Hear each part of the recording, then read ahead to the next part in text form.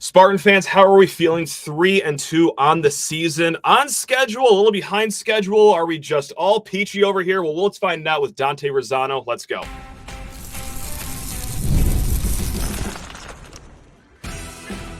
You are Locked On Spartans, your daily podcast on the Michigan State Spartans, part of the Locked On Podcast Network, your team every day. Today's episode of Locked On Spartans is brought to you by FanDuel. Place your first $5 bet and you'll get started with $200 in bonus bets guaranteed. Just visit FanDuel.com to get started. Use those bonus bets on, oh God, Tigers versus Astros. Dante, I feel like I could already throw up right now just thinking about it. That's going to be a healthy day tomorrow in the afternoon. Anyway, though, we're here to talk about Spartans. This is Locked On Spartans, Locked On Tigers with Scott Bentley. Go ahead and make that your second listen. Anyway, guys, please rate, review, subscribe, comment below on YouTube how you're feeling about the start to the season, because, Dante, that is where we will get going right here. Join me in the Goodyear blimp as we take a wide overview look of the last 5 games. Look, so far, opener against FAU, but you did get the win. You stole a win at Maryland. You saw glimpses of greatness from Childs, from Nick Marsh. And then, well, you showed up on time for the game against Prairie View A&M. That's all you really had to do. Boston College, obviously a heartbreaker. And then a 31-point loss to Ohio State. Really good Ohio State team. We talked long after the game. That at least looked different in the first half than, the most recent Ohio State games. But Dante, former Michigan State player, current host of You Are the Program podcast, what's your thought on the 3-2 start here for Michigan State? It's interesting because I feel like when we talked about it in the early season, we wanted to break it into segments, right? Because we knew what this stretch was going to be with Ohio State, Oregon, Iowa, Michigan, and now you're adding Illinois and Indiana, who looks unbelievable, onto the mix. Yeah. You add those guys, and you knew that October was going to be a tough stretch. But coming out of 3-1 of that September, first 4 game, 2 road games in there, I've felt great about everything that we've seen about this team. And the turnovers are the turnovers, and the penalties are the penalties. They're all signs of young teams and a team that is trying to find its way. But on top of that, I mean, you look at some of the performances, and even as recently as this past weekend with Ohio State, yeah, you lose by 31 points, but play in, play out, I feel like this team can hang. And I kept thinking that throughout that game, because you look at a fumble, 2 fumbles in the deep red zone against Ohio State. You get a 4th and 1 stop that you're driving again. Like it's not like in the last 2 years we ever had sustained drives of even a half that you have that. So it's going to take time. It's going to have to, gel essentially. But I think through the first 5 games, I'm really pleased with, what you see out of the coaching staff specifically, offensively, defensively. This looks like a totally different team on top of all the injuries that you've had. You look at 3 or 4, Dylan Tatum on our back end, it's been hurt. Our line's been banged up, but in terms of just how the team plays, it's not like the talent level has elevated drastically on offense or defense. Well, maybe on offense with Marsh and Childs, but on the defensive end, you think about what we've got over there, and you've lost a lot of guys. You've brought new guys in. You lose 2 defensive tackles that go get a ton of money at Oregon and Miami, and this defense is playing harder than they ever have last year. So, that's just what I look forward to the most is continuing to watch this team grow. I know it's frustrating, not to be able to compete with an Ohio State for 4 quarters, but that's going to come. And I really do think it's going to come. It's interesting because, look, you tell us before the season, hey, you're going to start 3-2. Okay, that seems like we're on schedule, right? But I think the dagger right now is that obviously we're in the midst of a 2-game losing streak. That seemed like a very gettable game at Boston College. But, let's get religious here for a hot second, Dante. Let's open up the 10 Commandments. I got to go all the way back to my high school days and remember what they were talking about. Something about thou shalt not covet thy neighbor's good football team or something like that. Because I think if you just, like you alluded to, if you just look down the road and you see what the hell's going on, why is Indiana so good all of a sudden? And why is Illinois so good? Those were supposed to be coin toss games. And don't just take it from me, but KFordRatings.com, they're predicting a 21% chance of victory over Indiana and a 31% chance against Illinois. Those were supposed to be gettable games, and they still are gettable, but they certainly look a lot harder than they would have. So it's not just 3-2. Okay, you got Oregon. That's going to be a tough one. You got Iowa. And then, hey, you know what? Michigan, they could be gettable, but at least November looks healthy for you. Yeah, I mean, it's tough. It sucks. I didn't even think about that until this weekend in terms of, you get the Illinois and the Indiana now. It's tough, but I mean, even looking at that Boston College game and for the turnovers that we had, we have 4 of them. You just take one of them out. That's the big thing that I was trying to harp. You don't have to be perfect. This team doesn't have to be perfect. Against an Ohio State or an Oregon, yeah, you do. But, against a lot of these teams, I think on a down-to-down basis, we can compete. I know it's not fun when you still lose, but it's a lot more fun than I had last year. It's a lot more fun than I had 2 years ago. Yeah, right. So everything takes time. Everything takes time. And I hate being like hey, patience, but I think that's really though where we're at right now. Yeah. Yeah, and just like, so you try to scrub, what's down the line, Indiana being good, Illinois being good. Rutgers actually looking pretty solid too, of course. And you just look within, just at Michigan State. Well, yes, of course, you've seen the frustration, right? Like the turnovers, the dumb penalties, the injury luck has been horrendous. And we're seeing the lack of depth here, too. But then you remember, okay, like this is supposed to be a rebuild. I know that Maryland win was a lot of fun. That may have sped up the rebuild thought process in a lot of fans' minds, of course. But even through all that, you have still seen glimpses, right? Like your Nick Marshes. You've seen glimpses of Aiden Childs. The run defense is very solid, despite losing 2 key pieces in the portal in the spring. Chuck Brantley, like he's come out of nowhere and is having a fantastic career or a fantastic season right now. We're seeing coaching competency, Dante. Like, even though we're in the midst of a 2-game losing streak, could very well be 3 coming up this Friday, I still think we're on schedule right now and can still take a lot of good away. And you pit that, of course, just like you said, against the last few years. I like where Michigan State is at right now. As silly as it sounds, coming off a 31-point loss, but I think just, again, in the Goodyear blimp, broad overview of things, this is pretty good. A pretty good start for the Jonathan Smith regime. Of anything, is there one specific thing that you've liked the most from these first 5 games under the Jonathan Smith era? Because for me, like, it's just competency and really the coordinators too. I think those have been 2 really good hires, despite me having a meltdown about Brian Lindgren after the Florida Atlantic game. I rescind all those comments. I was an emotional baby after that one. So anyway, Dante, what do you like about this 5 games in? I think it's easy to come to those overreactions after the FAU game because I wasn't too happy with the offensive play calling. But ever since, bad about that, yeah, sorry. About that. I mean, ever since you've seen Lindgren put together a good game plan, I feel like I haven't been upset with one of his game plans. Situational calling, even on that Child's fumble, in the stands, I'm like, go QB draw here, QB draw, miss a face mask, but you still have to hang on to the ball at the end of the day. If we're not talking coaches, because you just hit that one on the coordinator side of it, I'd say defensively, I love what I'm seeing in terms of how they play. Like there's something that you can see on a down-to-down basis of the physicality that we played with reminds me a lot of the defenses that we had when I was there with Joe Bacci, Kari Willis, Raekwon Williams, all of those guys in terms of, maybe we don't have the talent there, but it's not for a lack of trying and it's not for a lack of physicality that we have at the line because, no matter who it is, Jordan Hall's been awesome. Cal Halliday's been awesome. That linebacker room in general, Jordan Turner had a great pick against Ohio State too. So, I just like the way that we play football right now. And I know that's a very general thing to say. And it's really one thing, it's the turnovers, and it's a hard thing to get over. And it's a hard thing to grow from on a week in, week out basis, because we always seem to have turnovers, but they come at the worst times too.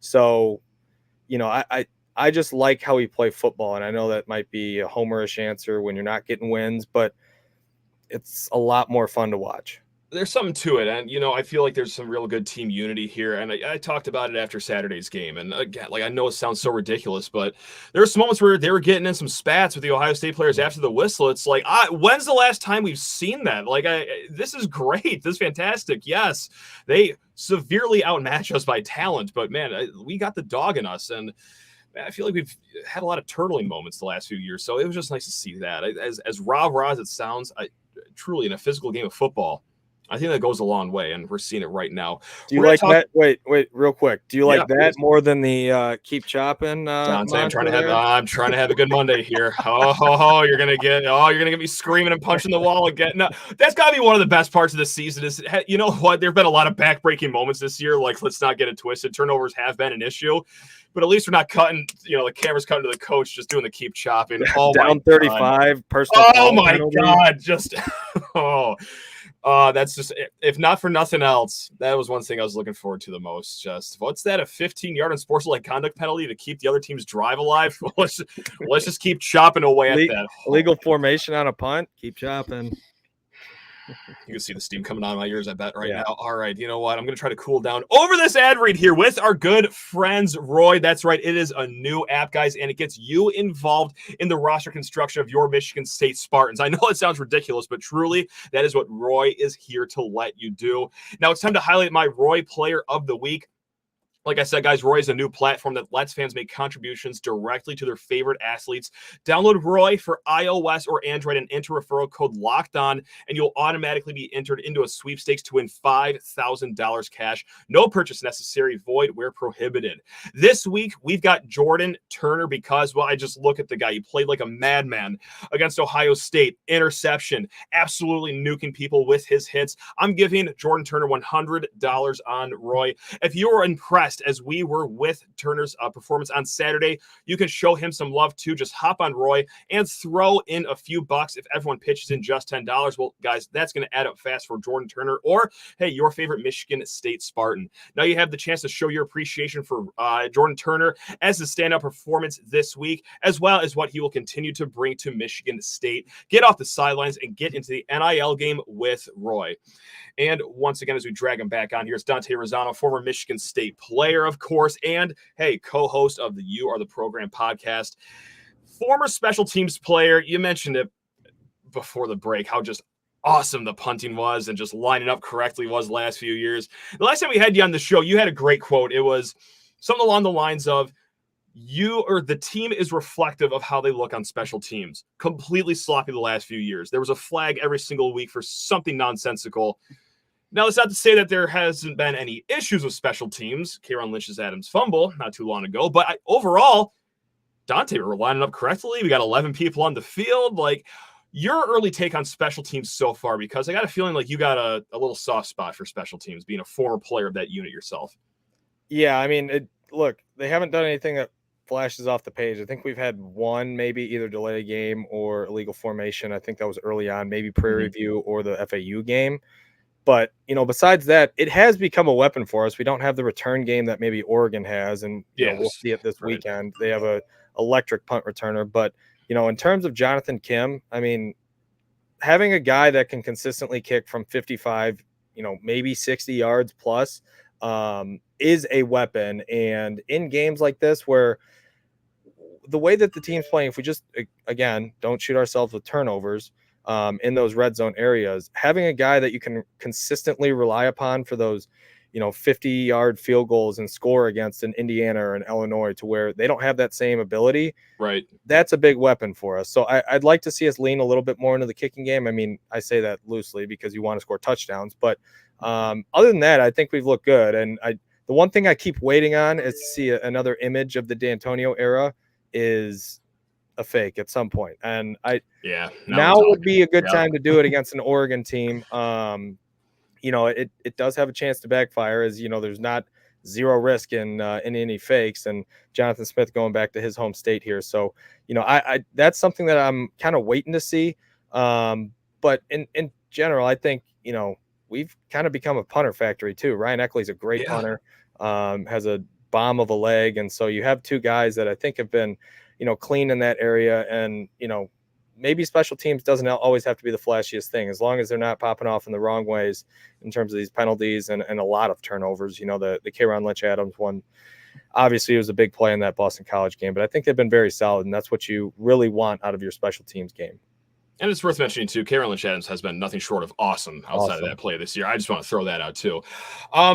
When this fake punt happens, do you want to go full Dan Campbell, like 4th and 9 at your own 15-yard line, or do you want to see some semblance of, conservative fake punts, if there's such a thing? You always say no, but that's the best time to do it. I've always waited for someone for years of watching football to go take that delay of game penalty when you're at like the opponent's 45, take that 5 yards and make them the mousetrap. Right. Exactly. Exactly. Make them buy into that. But no, I'd like to see it at a time, but you can never accurately forecast when it's going to happen. So you were at the game on Saturday, and you know what? We talked for 30 straight minutes. We talked about a lot of things. There's just one other thing I wanted to point out specifically about the Ohio State game, and it's how well Rakeem Johnson did. True freshman left tackle, okay, because, well, you have to have your starting left tackle kick into play right guard because your other two right guards, well, they're out for the season. It is truly a patchwork offensive line with now true freshmen in the mix. Rakeem Johnson, 2 pressures allowed on 26 passing plays. Of course, there was that sack allowed at the end of the first half, but my God, for a true freshman, a guy that was thinking about going to a homecoming dance less than a year ago, going up against former number 2 overall recruits and number 6 overall recruits in Jack Sawyer and JTT for Ohio State. I got to say, giving up just 2 pressures and 26 passing snaps, I think that was a really good job by Rakeem Johnson. And Rustin Young, he also had 2 pressures allowed on 11 pass plays too, but we just got to shout those guys out. Was it perfect? No, of course not. But my God, just, hey, welcome to college. Hey, here's also 2 guys that will be playing in the NFL in a little bit here. Good luck. Go get them. So I just had to shout those guys out. Anything else that really stood out to you above anything else, specifically just the Ohio State game? Oh, no. Lost you. Oh, no. Oh, no. Oh, no. Oh, no. Oh, we're back. We're back. Let's go. Can you hear me now? Yeah. Gotcha. Sorry, I was on mute there for a second. No, all good. It was funny that we talked about it on the podcast, and I didn't even notice it until one of our friends who wasn't able to make it last weekend had mentioned the fact that Rakeem Johnson was in there, and I've only heard about him at really guard. I thought they were going to get him in the mix at right guard, and then I did notice that he was out there at left. Being at the game has its drawbacks, which are you don't see a ton of the reports that come out, and the commentators don't talk about it. So. And I didn't really notice him. And I think one of the sacks, I don't know if it was strictly due to him or not, but, I thought he did hold up well in there. And I don't ever hate watching true freshmen play football because that means that the staff thinks something of you. So, as when we're in this point, you're going to see a little bit of that, especially with the depth of getting tested, but it's all good things. I'd say otherwise, I thought pass coverage wise, we were really good. And I know that that's not going to pop off the page with kind of the final stats, but when you see Jeremiah Smith haul in some of the most unbelievable catches I've ever seen in person, can't do much about it. But for the most part, when they tried to attack us vertically, I thought we were in a good spot. I thought we played the ball well. I mean, I've been singing Charles Brantley's praises pretty much all year. I think he's been phenomenal this year for us. He hasn't done anything too flashy. I know he's got 1 pick this year, but I've been very impressed with him. So I would say that's the big thing, because to me, the key was let's not get blown out in this game. I mean, I know it was still a 31-point deficit, but you didn't see any of the huge explosives hit. They kept pretty much everything in front of them for the most part. They tackled pretty well, I thought. So, just kind of seeing those little things, it looks like a much cleaner operation. That's what I really wanted to refer to earlier when I say that this team just plays good, solid football. And you got to build on that and get more talent in. But I think this team's really heading in the right direction. Yeah, the explosive plays too, just to piggyback off that, because we were, keeping a close eye on the run game. While you might not win the game, I at least want to see how good the run game is against a team in Ohio State that walked in averaging 7.1 yards per carry. And I understand they played 3 high schools down in Ohio to start the year, but still, 7.1 yards is fantastic. Yeah. MSU, I think they let up like 3 run plays that were over 19 yards. But if you take those away, and I know that's, kind of a fantasy world, we're erasing history here. But if you just took those away, then they were averaging 3.5 yards per carry. The reason I mentioned that is, to show that, okay, it wasn't like they were getting 8 yards, 9 yards, 10 yards. Like they did have issues handing the ball off in the middle, and that's going to take you a long way against teams like Iowa, teams like Michigan. So, you know what? Yes, you did take it on the chin. You lost by 31, of course, but there's obviously some silver linings you can take out of that game, and I think the run defense was another one of them. We got a mailbag question, actually, about the Iowa game, about the Michigan game. What you need to see against Oregon coming up to have even more faith for those games at the end of the month. But, Dante, I'm going to sit you on ice for that one, because I got to talk to people's ears off about FanDuel Sportsbook. And, yes, guys, for the second week in a row for our Michigan State Spartans, it's going to be a steep spread to climb. All right, it's 23.5-point underdogs right now at FanDuel as they travel the country to good old Eugene, Oregon to play the Ducks. Yeah, it could be a tough one, but you know what? If you liked what you saw from your Spartans last Saturday, if you think they're going to absolutely show the ruckus on this Friday night, and you like them getting 23.5 points, well, go on over to FanDuel Sportsbook. Again, America's #1 sportsbook. And NFL fans, you can start the season with a big return on FanDuel, America's #1 sportsbook. So when you get a hunch in the middle of a game, you can check out the latest stats, view live play-by-play, and so much more on the same page where you place your bets. You'll get started with $200 in bonus bets guaranteed when you place your first $5 bet. That is over at FanDuel.com, America's #1 sportsbook. Again, guys, FanDuel.com. All right, let's drag him back out here. We're going to talk a little bit about the Mark Dantonio celebration, of course, but first, we're going to head over to the mailbag here because Greek Omelet, that's right, how about that for a name, Dante? Greek Omelet writes in, what do you need to see against Oregon to give you more hope against Iowa and U of M? For me, it's that just continuation of, okay, what are you going to see out of your true freshman left tackle? Sure, it was a fine game against Ohio State. Is that flash in the pan, or my goodness gracious, can this kid actually offer more than just decent games against big teams like that? That's where I'm at. Anything else that you got to see this Friday to have faith after the bye week? For me, yeah, it's an extension on that. We got to become more productive in the run game, and we can't keep getting in these 3rd and longs, because I think Childs has actually done a phenomenal job in 3rd and long, whether it's with his legs or arm, of managing that. I think, and I wouldn't have the stats in front of me in terms of our 3rd down conversion rate, but I feel like we've been pretty good, especially in those Boston College and Maryland games. I know we were really good in those games. So, but that's not a sustainable forecast or sustainable game plan against an Iowa and a Michigan whose defenses will be able to pin their ears back and get you into those turnover prone situations. So we have to find a way. And I know with all the injuries up front, it's not going to be, a straightforward way of we can, just go off tackle or do all these things between the box. I think we have to try and get more creative. And that would be my one thing that I think we need to try and work on or get to for those games, because their defenses are very opportunistic in both Iowa and Michigan's cases. So we'll see it against Oregon. I know Oregon's defense is still very good and talented, but even if it's just, you got to run Aiden Childs a little bit more. That's a tough line to toe as well, because his health is the biggest thing. So I'd like to see us get a little bit more creative in rundowns and make more 3rd and manageables, and not let defenses be able to just tee off on us on 3rd and long. And you know what, as we move to the next topic of conversation, something that even, happened before the game on Saturday, how sweet was that Mark Dantonio celebration? And how many players were even there? Because that picture, it looked like there was like 200 players there. Like that had to have been a massive turnout. There was altogether, I think there was 450 plus, but he also brought back any former coaches that could have came, support staff, managers, and then everyone got to bring, a significant other. So it was, 450 was a little inflated. There was probably about 200 players there. That's crazy though. It was awesome. I mean, seeing everyone, and a lot of those guys I don't even know from obviously prior to my time. He was there for 10 years before that. Yeah. But just seeing, and my thing was just seeing the impact and the scale of what he was able to do.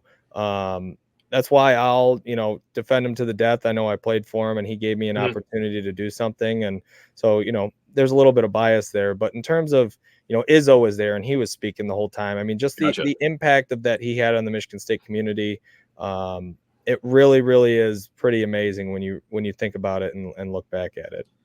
Because I see the picture and the first thing that pops in my head is is he remembering like your name and your teammates' names? Because like I go to family reunions with 50 people and I'm forgetting names, Dante. Like 200 people showing up, like that's gotta be such a daunting thing just for anyone to remember. Is he remembering all these guys that are showing up?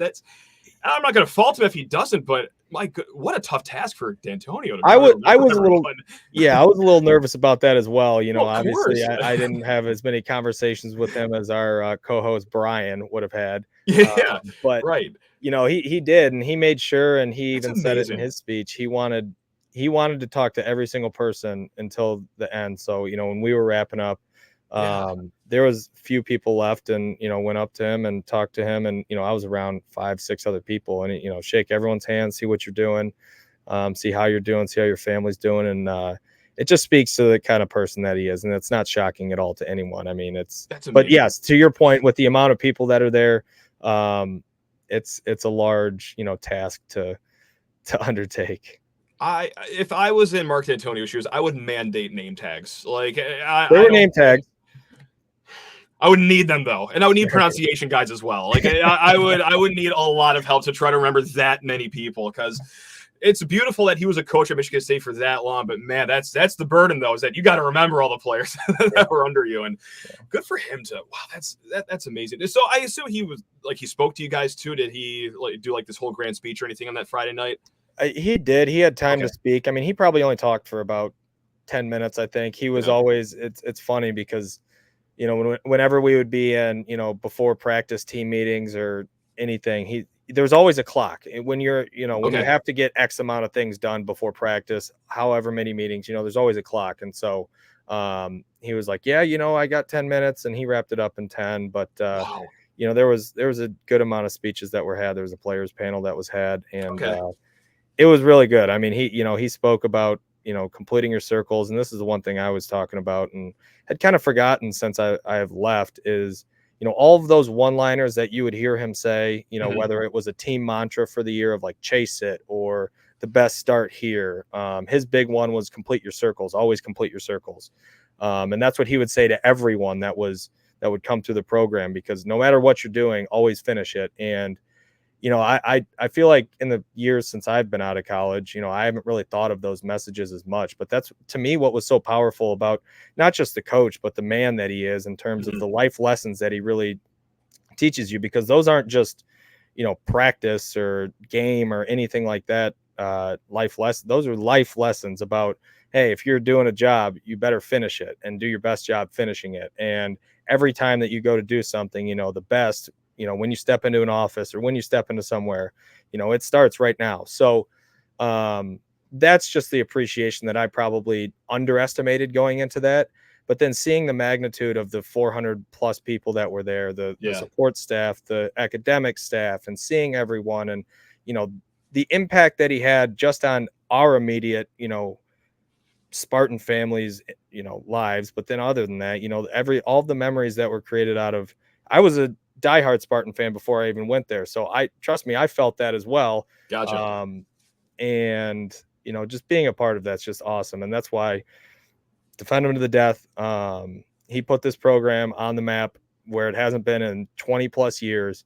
And that feeling that we have now of the Jonathan Smith and where we can get to is because of him, because he took our program to a place that it hadn't been. And it's possible in the modern era. So I'll always thank him for just, what he did on the football field, but just like the life lessons and everything, the impact that he had on so many people is impressive.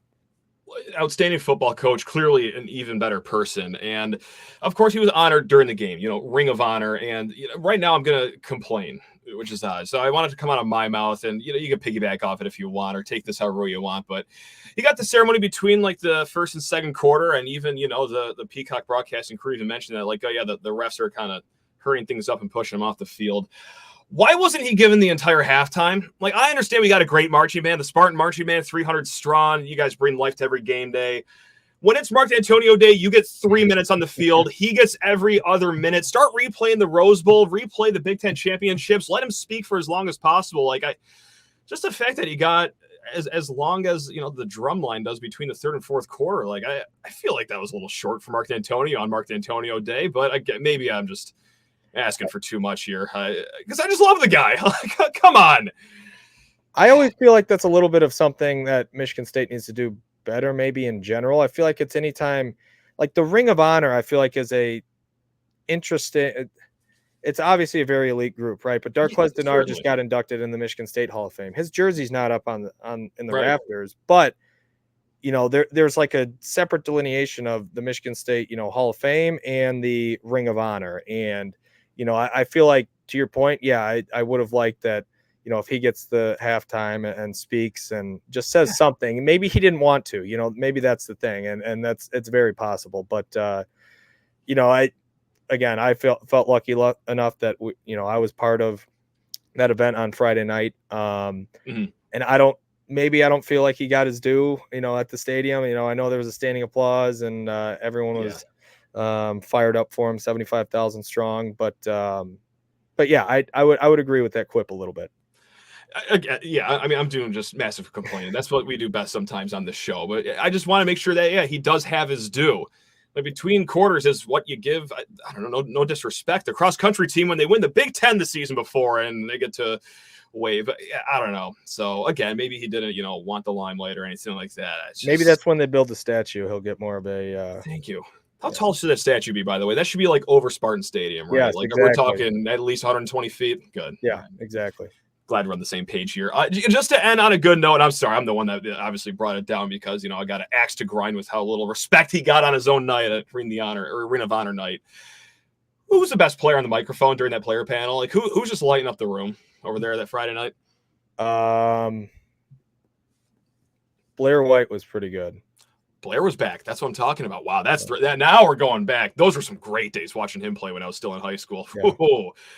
Man, that's what I'm talking about. Well, Dante, this has been sensational. If you want more Dante, guys, I know we're supposed to promote, Locked On. Of course, go listen to Locked On College Football, Locked On Tigers. You are the program podcast. You guys do fantastic work. Even after long travel days, being in East Lansing, hosting a tailgate, you guys still pumped out the post-game episode. Fantastic work. Anything else you want to plug here before we let you go and enjoy the rest of your week here? Nothing else to plug. I said it on my podcast the other day. I wouldn't be shocked if this team can just put a clean game together. If they can be positive or even in the turnover battle, I would not be shocked if one of these big games down the road, if we're toe-to-toe in the fourth quarter. So that's what I'm hoping for. I hope so too, man. Well, gang, we will be back tomorrow with Chase Glasser of Spartans Illustrated. He's back for his weekly appearance. And then after that, yes, we're going to get met up with Locked On Ducks. And then, my goodness gracious, before we all know it's going to be game day. So, folks, we keep it tuned right here. Locked On Spartans, your team in green and white. Go enjoy the rest of your weekend. Let's give a Go Tigers at the very end here. Oh, God, I'm so scared. All right, love you all.